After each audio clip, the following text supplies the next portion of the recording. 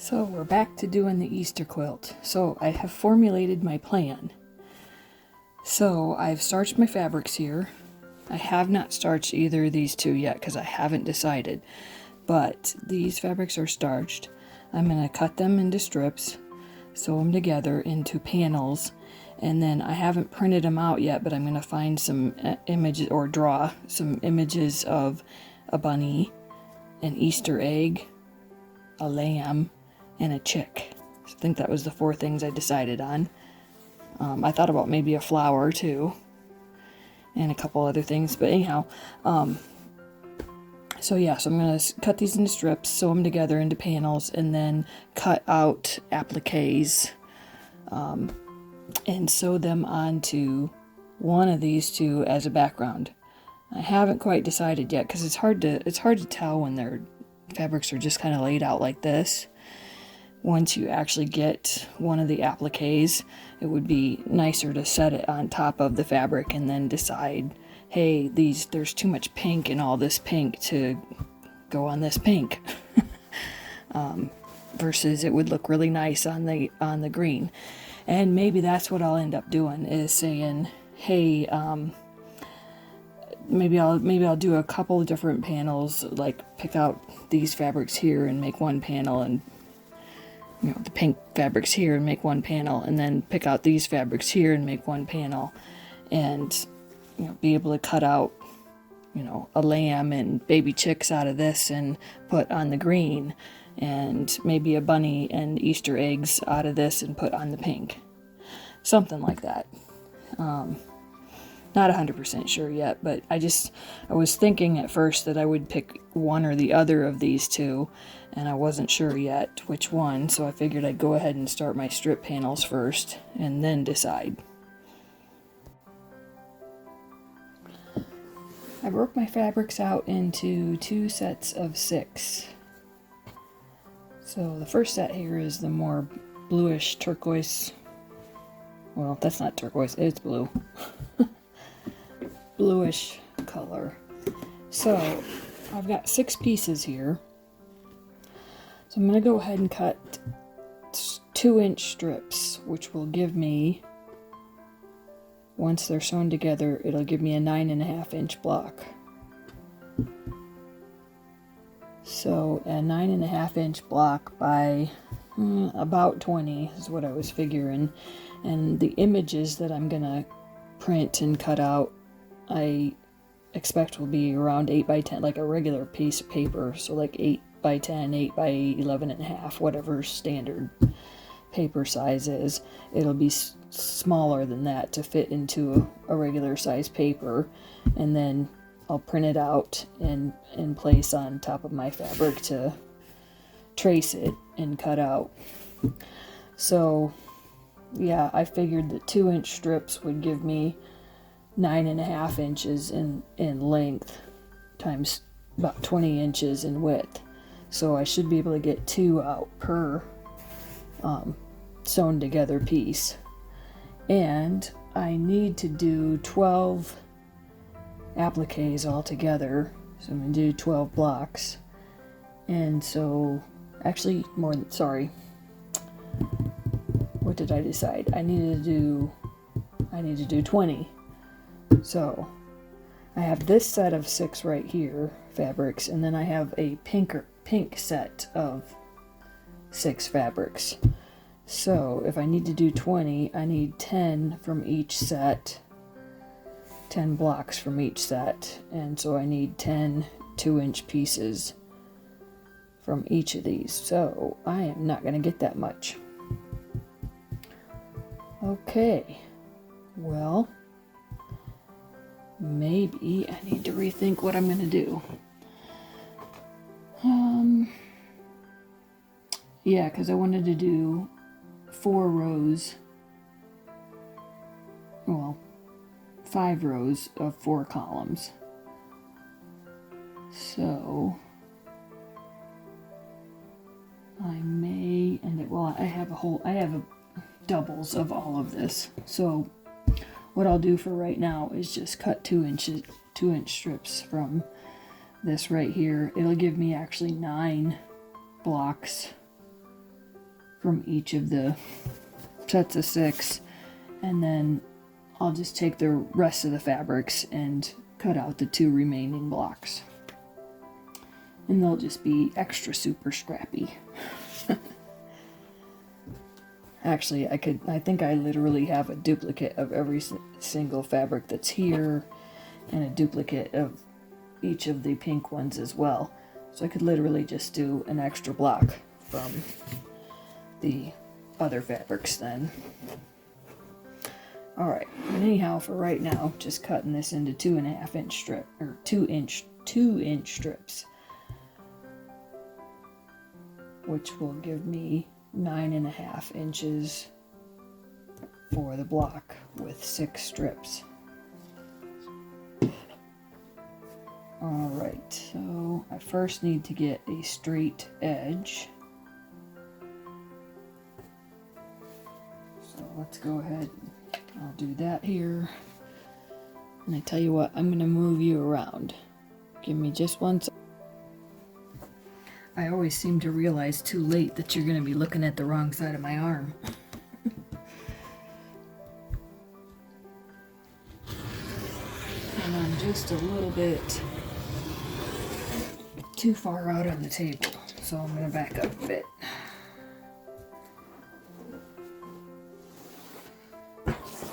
Actually, let me go ahead and carefully turn this around.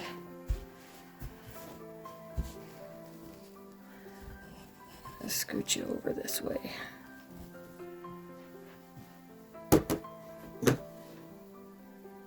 Alright, now my 2 inch strips all the way across.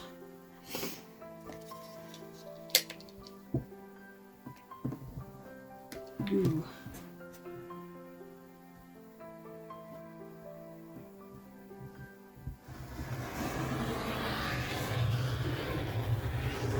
Nope. My ruler just slid. I think I caught it in time though. Not really. It's going to be a bit of a jagged cut.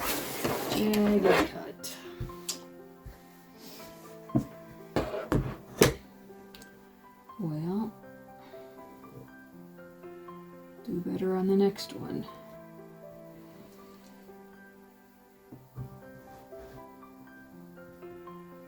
And I'm shifting already.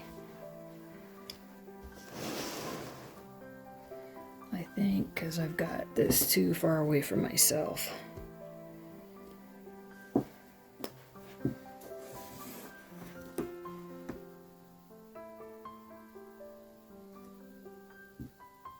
we go.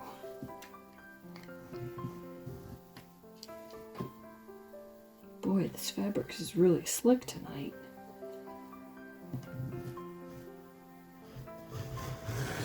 Just a little bit at a time. I tell you what, I should have actually got my stripology ruler out.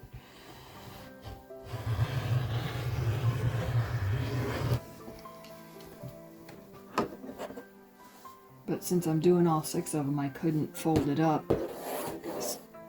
12 would be too much to do with that. At least for this blade.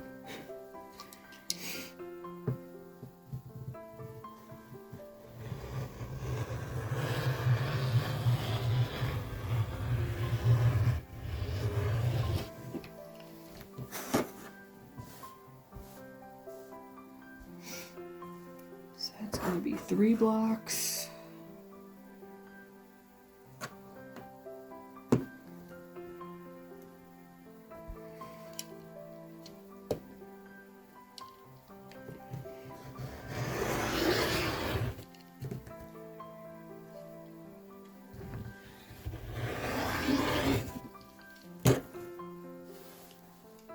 Blocks.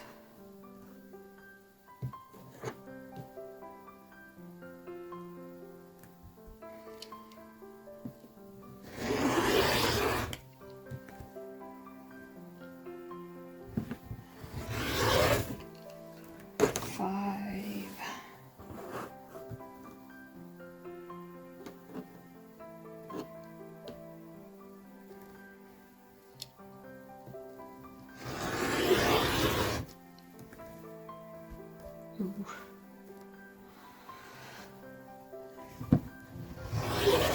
6.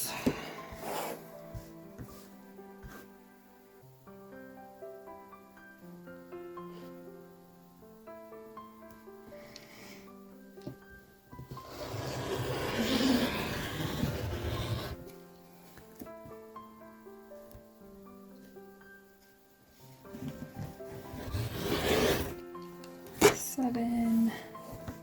I might only be able to get 8. But like I said, that's fine. I've got duplicates of pretty much everything. And I can always make something smaller or something.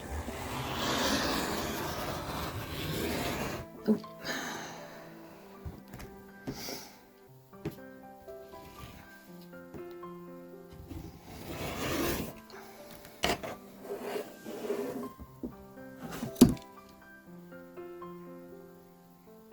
Cut off the rough part there.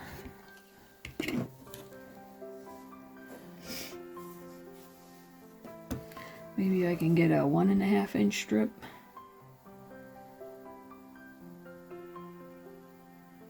Might be a little bit short on a couple of these.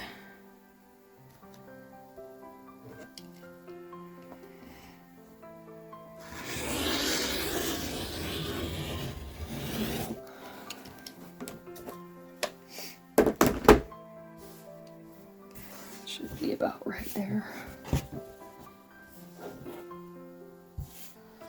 Alright, well this will be enough to get me started. And I'll just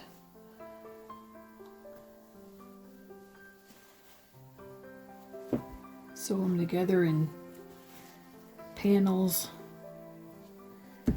And I'll come back when I'm ready to sew them together in panels. How's that?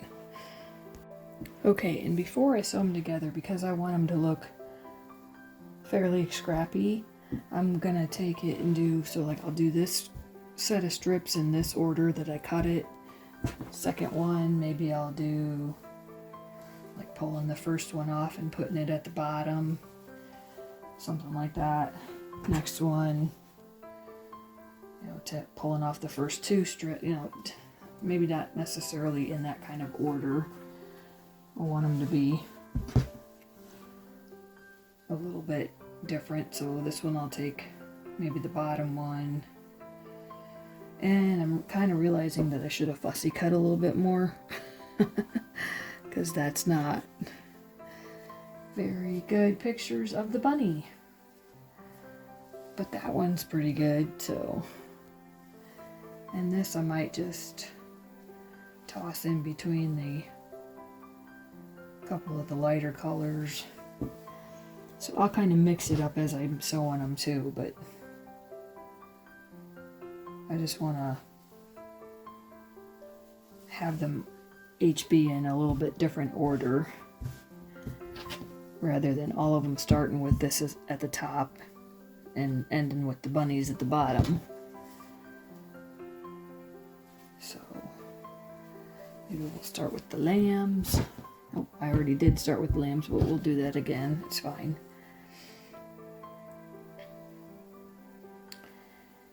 Something has to start with the same thing, right? And this one, maybe I'll jumble them all out of order. 2 blues together. Let's put the gray in between the blues, and then put the blue in between the lights. A lot of times I just wait till I'm sitting at the sewing machine and then come up with an order. And actually, let's flip these 2 around.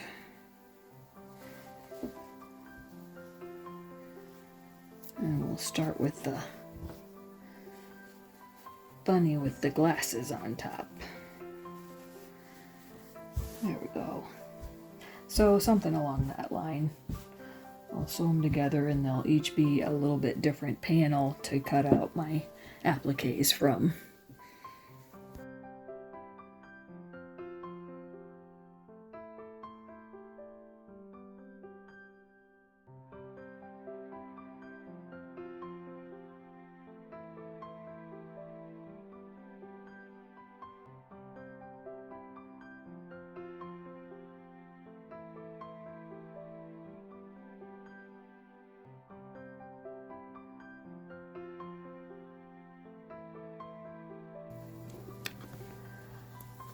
Alright, I'm moving right along on my Easter quilt. So I got my strips together and drew some chicks and Easter bunny. I actually found this one online. And then the sheep, I had cut that out and I thought, you know what, I'm going to go ahead and draw the face on there just because it looked like a blob. I can tell the bunny really easily, and once I get it appliqued down and get it done, I may still put some eyes on it, you know, do some thread stitching to create the ear a little bit better, that sort of thing. But for right now, I think these ones I'm actually going to leave alone. But I just felt like the little lamb needed a face. So I went ahead and drew that on there. And then I will probably, I don't know, either embroider it or like a yarn to do a nice fluffy white outlines. And the eyes probably in a black thread. Anyhow, and then I got some eggs and just some random little eggs just in case. I've got quite a few strip pieces left, so what I'm going to do with these, I'm actually going to use these for the border. I'm going to do like a piano border, probably a 5-inch piano border all the way around, so I'll use those for that. And so next I just need to cut all my background pieces.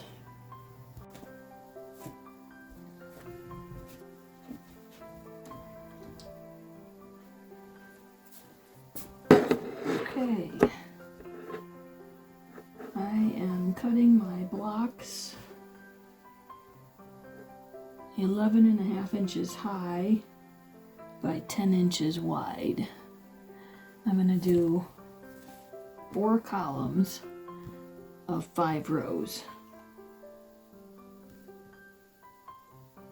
And I've kind of decided that not every block is going to have an applique in it. So I'll kind of go over that as we get, well, I guess I could go over it right now. So I'm thinking what I'm going to do for a couple of blocks is, instead of doing an applique block, I'm actually going to cut down just a solid square of some of my strip pieces and kind of mix that into the quilt. So I'm curious myself to see how it looks. But I thought it just kind of gives it a little, it would give it a little bit of variation. Okay, let me get this cut to size. Turn this around here, make it sure it's nice and straight.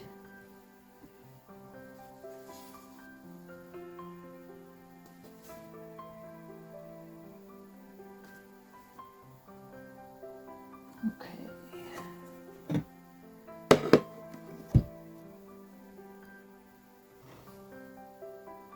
Oop, and actually I gotta go this way a little bit so I can line up my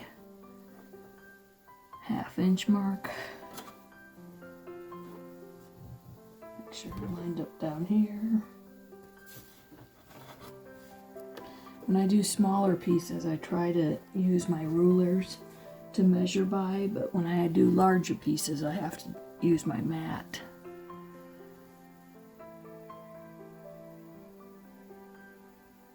Alright, so 11 and a half.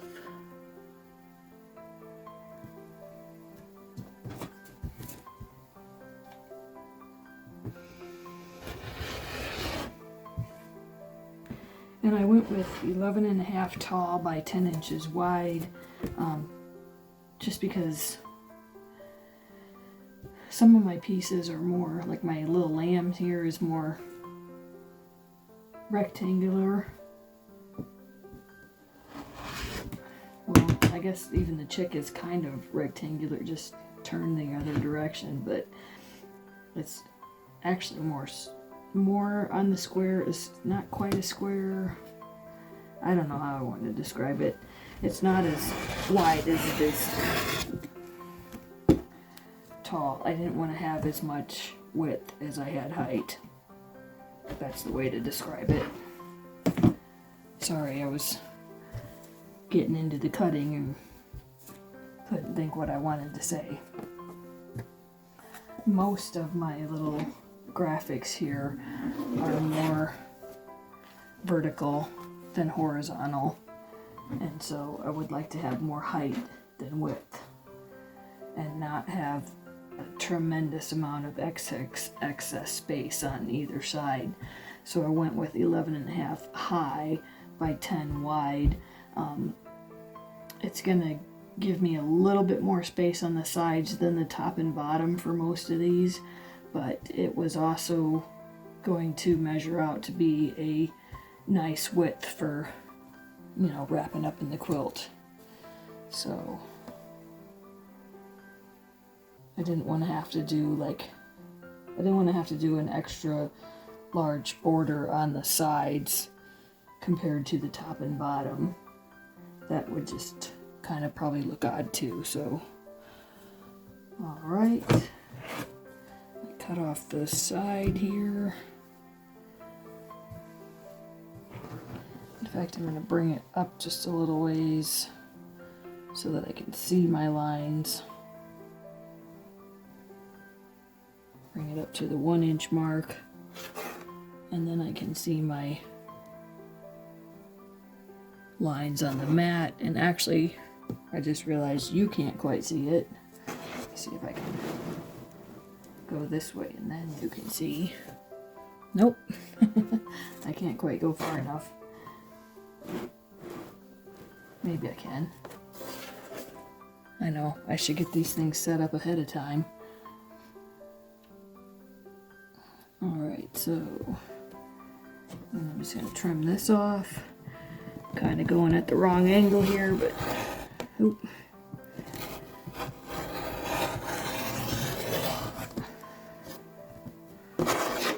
Alright. Make sure everything's still nice and straight. Alright, 11 and a half tall, 10 wide. So we'll get to the 10 inch mark here.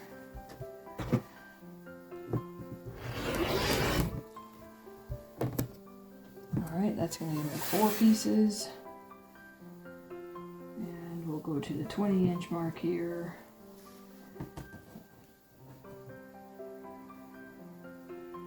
20, not 21.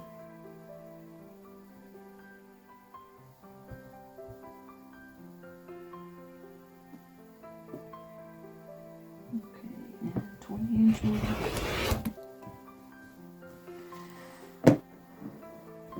Alright, so that gives me, I have a total of 8 green backgrounds, and now I have 8 pink backgrounds. And actually, technically I have a 9th one here, if I want to cut it to that, and some scraps. So, alright, let's take a look at what these 2 colors are going to do against this. So you can see the pinks are going to blend in a whole lot. So that's kind of what I was thinking, is that I would use the blue more on the pink, although that's going to blend in an awful lot too. Ooh, uh-oh.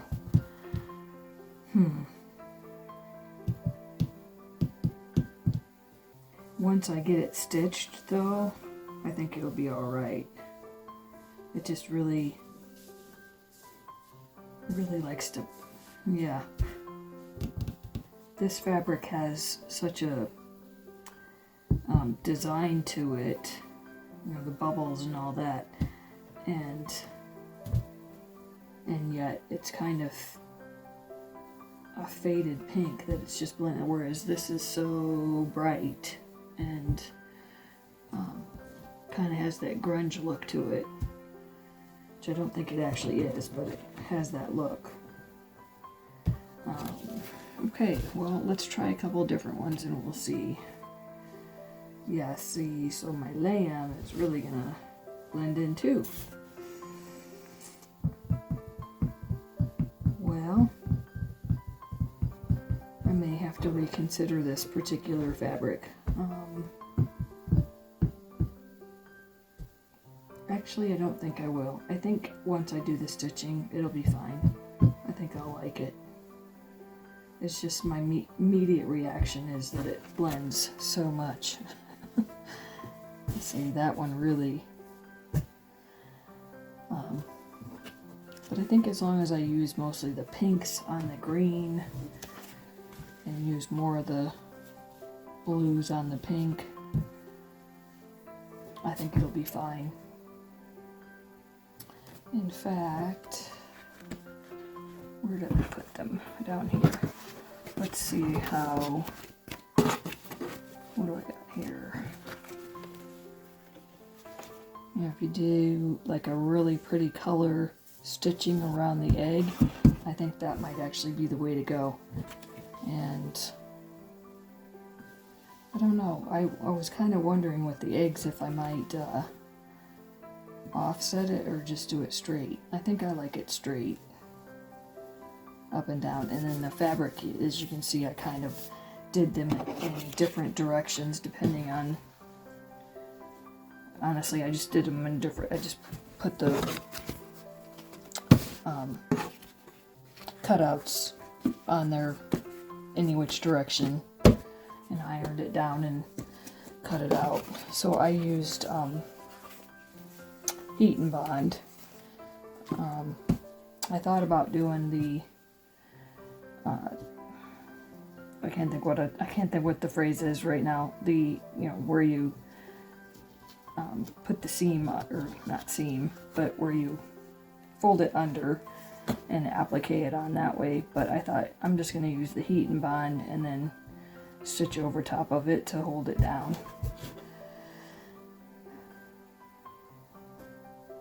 And in fact, I probably will do the stitching after I have it all pieced together and use it as part of my quilting.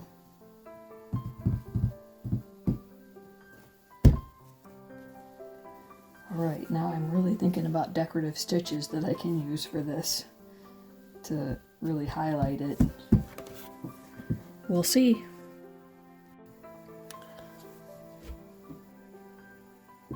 Okay, right now it is just kind of tentatively on the board. I'm just going to leave it up there for about a day and kind of be looking at them. I guess looking at it right now, it looks very pale colors. About the only contrasty item in there is the dark pink. So when I look at it from a distance, it's very light.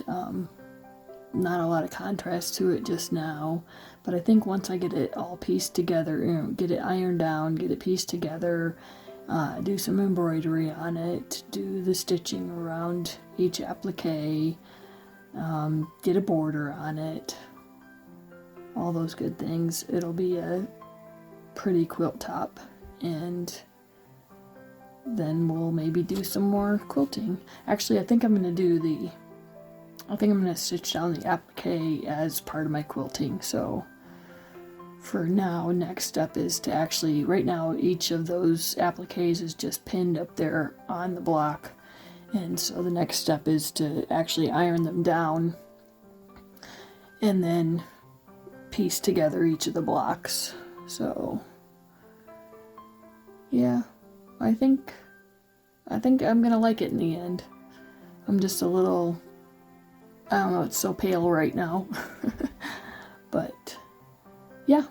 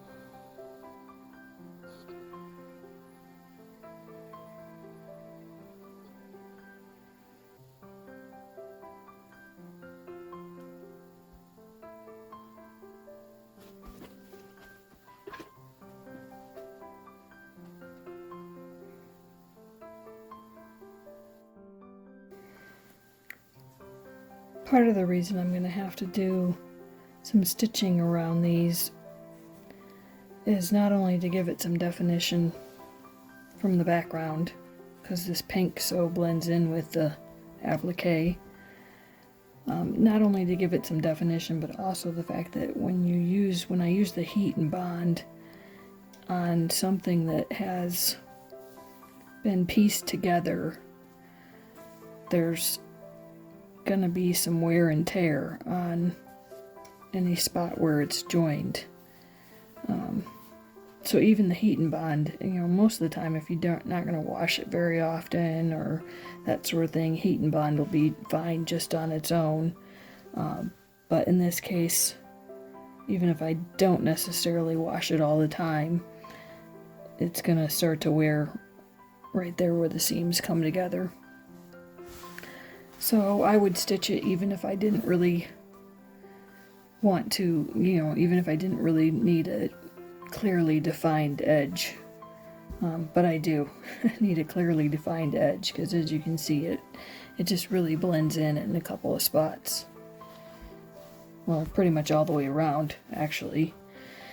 Even the blue, I don't know, it just doesn't stand out against that color as much as, say, this one against the green. But even that will look better once it's stitched, so. I was saying earlier about how I might be able to make the appliques stand out a little bit more on this pink fabric. These little eggs actually do stand out pretty well because of the blue and white in the egg. So I went ahead and just did a pink thread around this that blends in very much with the pink of the fabric. So I just wanted to show some ways that you can kind of make it stand out a little bit more just by choosing to do a different design on the border. So I did this one. I'm not real fond of this one. I like this one the best, honestly. And I had a couple others where I did that same basic stitch just in a different size. You can see kind of where I needed some practice because I messed up there. The first one didn't do too bad. I went off a little bit. But I think that's the stitch that I like the best.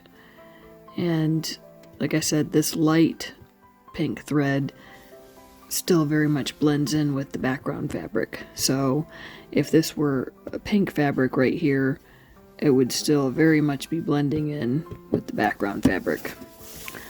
But, so on this one here, being that it's a pink, this is a pretty dark pink right here, so it does stand out a bit. And in fact, I'm so close up right now that it stands out pretty good. But a couple of the fabrics are so, they just blend in so much with this background that I was trying to decide which thread I wanted to use to make it stand out a little bit more. So I actually picked a little bit deeper color of pink for this thread here. But when I did the first round, it still didn't stand out a lot.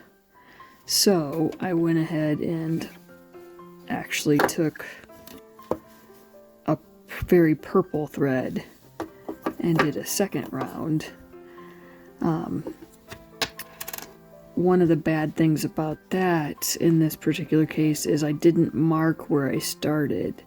So because I didn't mark where I started the second time when I started the purple, I didn't start in the same spot, and so it was a little bit off most of the way around, which would be fine. If I had done that the whole way around, I would be fine with that.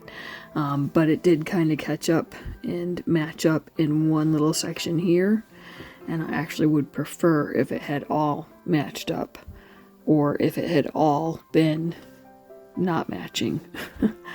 But honestly, this is actually like a 3-inch patch right here, so I'm very close to it right now. But when I really back up from it, nobody's gonna notice. It's just gonna be a little bit more definition to it that sets it apart from the pink background, and that's all I'm going for here. I don't really necessarily need a super fancy thread. I just want it to have a little bit of definition between the egg and the background. It's kind of an oblong, or well, kind of an odd egg shape. You know, got it cut a little funny right there. But anyhow, I figured I'd put this on the back as a patch. So I was just practicing. But, you know, this is just my arm's length right here away, and so from that distance I can't see it extremely well to see every little detail of where the thread was off a little bit and where it matched up, etc. But I can see that it provides a little bit more definition.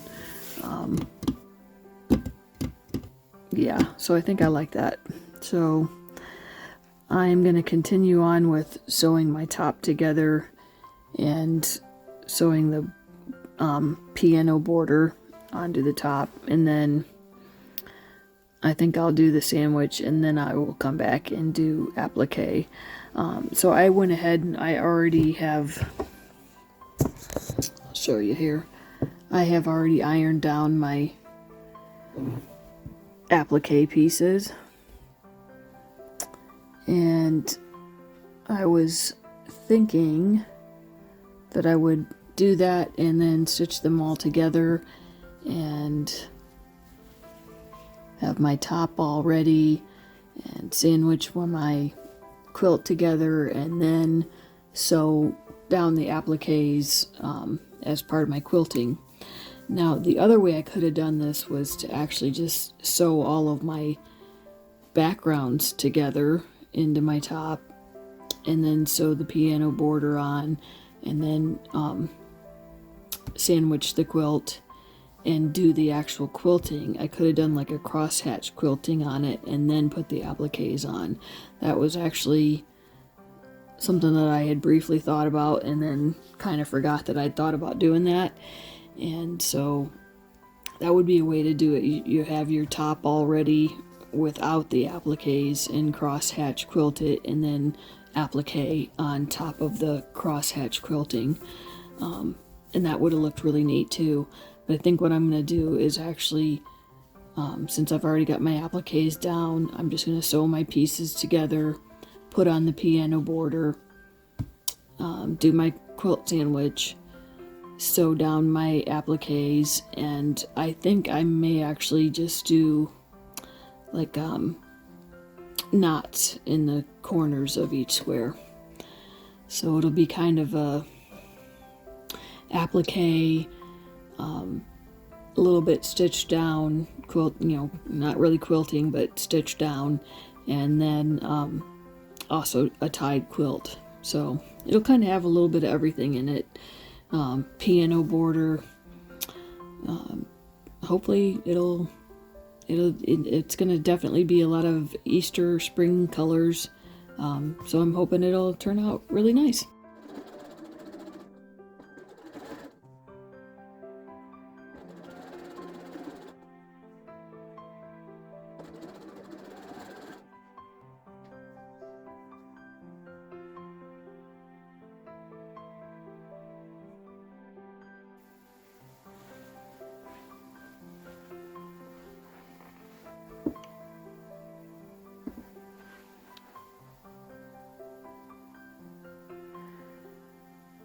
Okay, so I finished getting my quilt all pieced together, and I got the piano borders put onto it. I still haven't got my appliques sewn down because, like I said, I'm going to wait till I sandwich my quilt together and use the sewing down of the appliques as part of my quilting. So for right now, I believe that I'm going to leave the bunnies and the chicks without a face, just as a silhouette.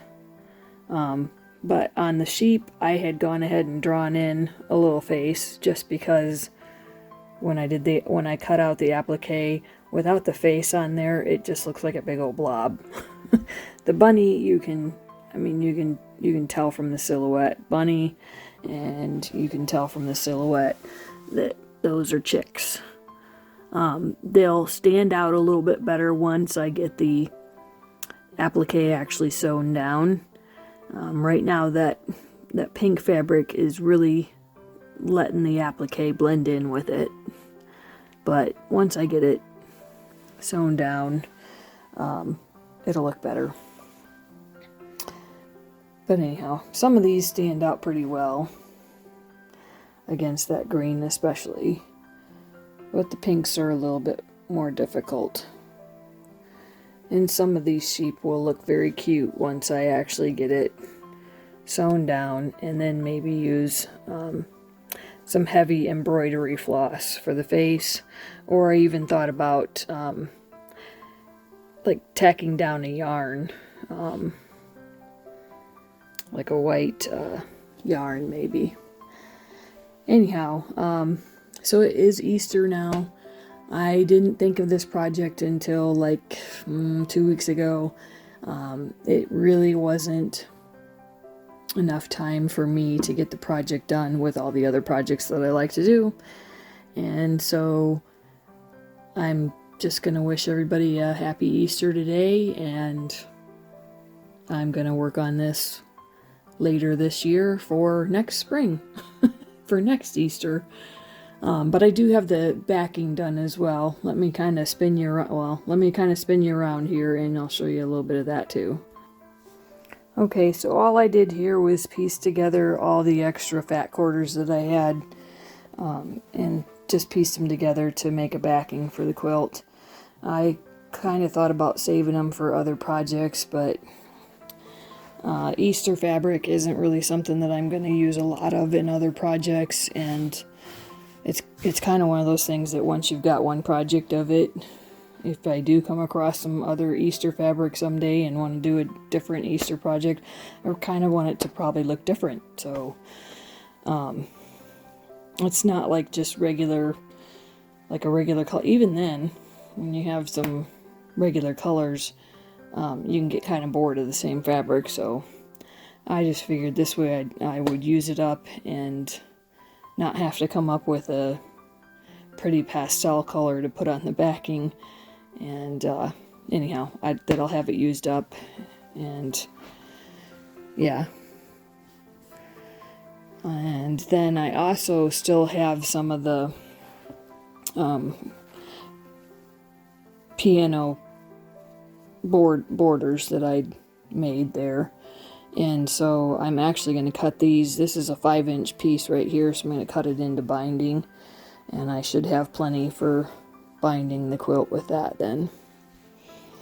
And you can kind of see my other project here, the open gate quilt project that I started piecing together. I showed a little bit of that in my last video, yesterday actually. And I just got it sandwiched together. I need to get it actually quilted. But it's going to be a pretty table topper. And yeah, so I think that's it for this video. Actually, I do have a couple little scraps here. I've got a couple scraps left from the appliques of this quilt. So I'm going to cut this down for my 1.5-inch project. I kind of showed you a while back how I was using the 1.5-inch square half square triangles to start making some blocks. I have a whole lot of these. This was all from my recent quilt that I think I have some video that I'm going to add to the end of this here. And so these were all the half square triangles left from that quilt. And so I've got several other quilts where I almost always end up with half square triangles left. They're sometimes different, larger sizes than this, but a lot of them are 2 inches or of a size to be cut down to 1.5-inch half square triangles. So I thought I'd do a whole bunch of different blocks and make a pretty sampler quilt at some point, which could take a year to do, but anyhow. So yeah, so I thought I'd use some of these too, and then I think it will be a really scrappy sampler project that will show all the quilts that I've done, like I said, in the last year or 2 years or 3 years or however long it takes me. I'm getting enough scraps that it shouldn't take me too long, but we'll see. Alright, well, anyhow, I hope everybody's having a good Easter and has a really good spring and enjoying all your projects that you're doing too, and yeah. Alright, thanks for watching. Okay, I'm getting ready to quilt the Sherri and Chelsi fabrics. Sherri and Chelsi fabrics quilt that I put together a couple weeks ago. I think it's called Walkabout, or maybe that's the line of fabric. I can't remember. Anyhow, I finished the quilt a couple weeks ago, and I'm getting ready to get it quilted. And I've been looking at a couple different options for the thread. I was thinking maybe I would do a variegated thread, but then I actually came across this pack that I got a couple years ago on sale. It was supposed to be for a project. I didn't actually have that project, but they probably had so many thread kits left, and it was on a really good sale price, so I went ahead and got it. And as you can see, I used one of the rolls already, but I still had these 4 threads left, and I thought, you know what, why don't I take the red and I'll do the flower in the centers of the background, and then I will use the green as the little leaf shape in the outside background pieces, and then I'll use the green and the peach and the blue just as the other flower shapes. And I'll just use that. I'll just go kind of random with that. Like this one down here I would probably do in green, and then maybe the peach, or possibly the light blue there and then the peach here, that sort of thing. But I just thought I'll do the tan centers in red and the leaves in green, and then use the other 3 to make it a little bit variegated. but also these colors really, for not actually being designed to match this quilt, they really go pretty well. So I'm hoping it all works out. I guess we'll find out here in a bit.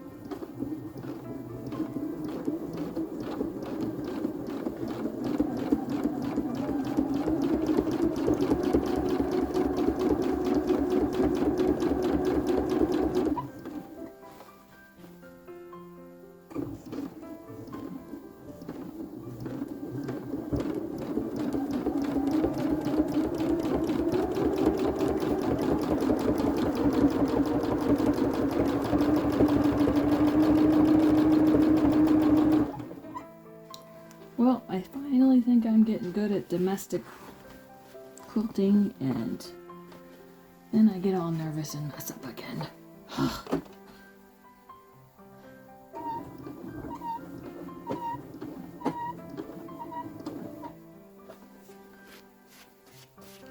Well, let's try another one.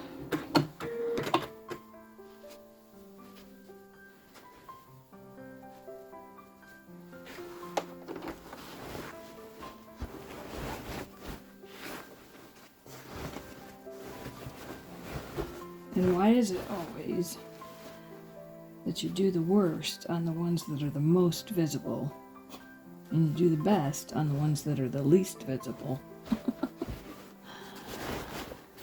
Yep. And I probably shouldn't say you, me.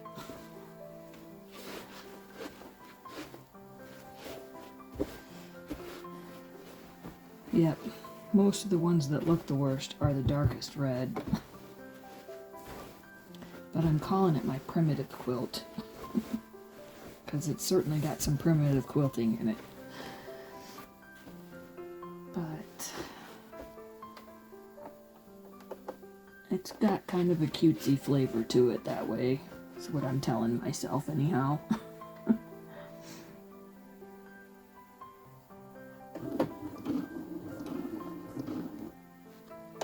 And I was getting some good practice, and I was getting pretty good at these little leaves, and then I messed up there. So let's see how we do now.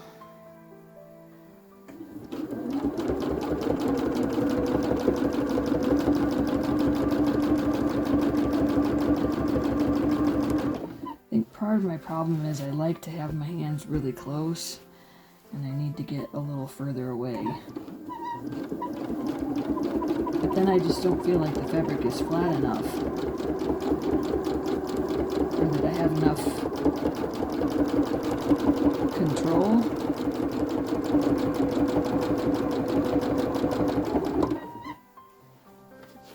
But then I lack control because I get too close to it and need to get my hands out of the way of the machine parts. So I don't know. Also, I need to oil my machine before I continue here. Famous last words, I gotta do that. Okay. I actually think that's my metal bobbin that's kind of hitting the side. But while we're here, I'm gonna look at it. Yeah, I think it's my metal bobbin that's kind of scraping. But I think I will put a little bit of oil in. Okay, so I got my Sherri and Chelsi quilt done, and kind of did my primitive flowered quilting here. The little leaves off to the side. can't quite see all the flowers. That's the peachy color there, so it kind of blends in. But I did red in the tan squares and it turned out very pretty. My quilting's not so great, but the color stands out and it's nice. So now I just have to get a label on the back and get it wrapped up in some tissue paper and boxed up, and it's ready for a wedding gift.